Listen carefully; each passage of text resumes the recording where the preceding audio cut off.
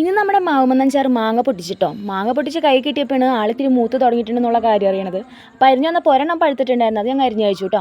മൂത്തത് അച്ചാറിടാമെന്ന് വിചാരിച്ചു. അപ്പോൾ നന്നായിട്ട് കഴുകി വൃത്തിയാക്കി തുടച്ചതിന് ശേഷം നമ്മൾ അരിഞ്ഞെടുക്കാം കേട്ടോ, അല്ലെങ്കിൽ അച്ചാർ പെട്ടെന്ന് കേടായി പോകും.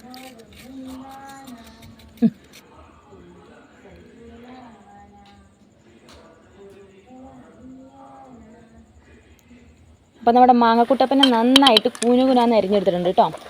അപ്പോൾ നമുക്കിതിലേക്ക് വേണ്ടിയിട്ട് പച്ചമുളകും ഇഞ്ചിയും വെളുത്തുള്ളിയൊക്കെ നന്നാക്കി വെക്കാം. അപ്പോൾ അതായത് നമ്മൾ പച്ചമുളകും ഇഞ്ചിയും വെളുത്തുള്ളിയും കറിവേപ്പിലൊക്കെ നന്നായി വൃത്തിയാക്കി ചെറുതാക്കി അരിഞ്ഞ് വെച്ചിട്ടുണ്ട് കേട്ടോ. അപ്പോൾ നമുക്കൊരു ചട്ടി അടുപ്പത്ത് വെക്കാം. അത് ചൂടായതിനു ശേഷം വെളിച്ചെണ്ണ ഒഴിച്ച് അതിലേക്ക് കടുക് ഉലുവയും പൊട്ടിച്ചിടാം. അപ്പോൾ പൊട്ടിച്ചതിന് ശേഷം അതിലേക്ക് ഇഞ്ചിയും വെളുത്തുള്ളിയും പച്ചമുളകും കറിവേപ്പിലയും ഇട്ട് നന്നായിട്ട് മൂപ്പിച്ചെടുക്കാം കേട്ടോ. പായാക്കന്മാരൊക്കെ നന്നായി മൂത്ത് വന്നതിന് ശേഷം നമ്മൾ ആവശ്യത്തിന് മുളക് പൊടി ചേർത്ത് കൊടുക്കാം. മുളക് പൊടി ഇത്തിരി കൂടിയാലും കുഴപ്പമില്ല, കാരണം അച്ചാറിന് ഇത്തിരി എരിവ് ഉണ്ടായിരുന്നാലേ ഒരു ടേസ്റ്റ് ഉള്ളൂ. അപ്പോൾ മുളക് പൊടിയൊക്കെ അത്യാവശ്യത്തിന് ഇട്ട് കൊടുത്തിട്ടുണ്ട്. അതിന് ശേഷം അല്പം മഞ്ഞപ്പൊടിയും കൂടെ അതിലേക്ക് ആഡ് ചെയ്ത് കൊടുക്കാം. പിന്നെ അതിലേക്ക് കുറച്ച് സോർക്കയും കൂടെ ചേർത്ത് കൊടുക്കാം. സോർക്ക ഉണ്ട് നമ്മൾ അച്ചാറിൻ്റെ മെയിൻ.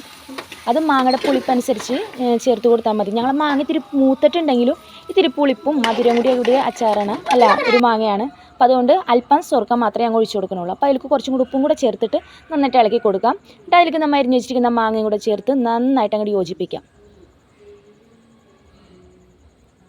അപ്പോൾ മാങ്ങയും സോർക്കൊക്കെ നന്നായിട്ട് യോജിച്ച് വന്നിട്ടുണ്ട്. അതിന് ശേഷം നമ്മൾ നേരത്തെ വെളിച്ചെണ്ണയിൽ ഉലുവയും കായവും കൂടെ വറുത്ത് പൊടിച്ച് വെച്ചിട്ടുണ്ടായിരുന്നു. ആ പൊടി അതിലേക്ക് ചേർത്ത് കൊടുത്ത് നന്നായിട്ട് യോജിപ്പിക്കാം. അപ്പോൾ ഉലുവയും കായൊക്കെ ഉണ്ടോ അച്ചാറിൻ്റെ മെയിൻ. അത് ഇത്തിരി കൂടിയാലും ആ ഒരു ടേസ്റ്റും സ്മെല്ലും അച്ചാറിന് കൂടുള്ളൂ, ഒരു കുഴപ്പവും വരില്ല ഇത്തിരി കൂടിയിരുന്നാലും കേട്ടോ. അപ്പോൾ അതൊക്കെ ഇത്തിരി കൂടുതലായിട്ട് തന്നെ നമുക്ക് അച്ചാറിൽ ചേർക്കാം. അപ്പോൾ നോക്കിയപ്പോൾ പുളി ഇത്തിരി കുറവുണ്ട്. അപ്പോൾ അതിലേക്ക് ഞങ്ങൾ കുറച്ച് ഉള്ള സോർക്കും കൂടെ അതിലേക്ക് ഒഴിച്ച് കൊടുത്തു കേട്ടോ. സോർക്ക് കൂടുതൽ ഒഴിച്ചാൽ അച്ചാർ കേടാവാതിരിക്കും കേട്ടോ, കുറേ നാൾ ഉപയോഗിക്കാം നമുക്ക്. അപ്പോൾ നമ്മുടെ അച്ചാർ റെഡി ആയിട്ടുണ്ട്. വലിയ റിസ്ക്കുള്ള പണിയൊന്നുമല്ല കേട്ടോ അച്ചാർ. ഇത് മാത്രം മതി ചോറിന്, വേറെ ഒരു കറിയും വേണ്ട. തണുത്ത കഞ്ഞിക്കോ